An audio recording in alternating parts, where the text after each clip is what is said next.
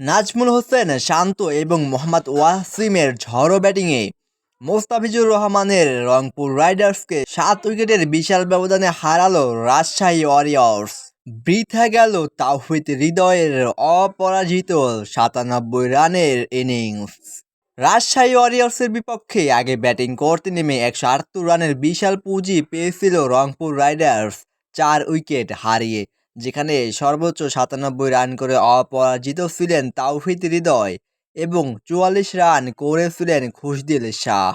179 রানের লক্ষ্য তারা করতে নেমে 19 ওভার 1 বলে মাত্র 3 উইকেট হারিয়েই জয়ের লক্ষ্য পৌঁছে যায় রাজশাহী ওয়ারিয়র্স 7 উইকেটের বিশাল ব্যবধানে, যেখানে 59 বলে 87 রান করে অপরাজিত থেকে দলকে জিতিয়ে মাঠ ছাড়েন মোহাম্মদ ওয়াসিম এবং 42 বলে 76 রান করেন নাজমুল হোসেন শান্ত দলীয় অধিনায়ক।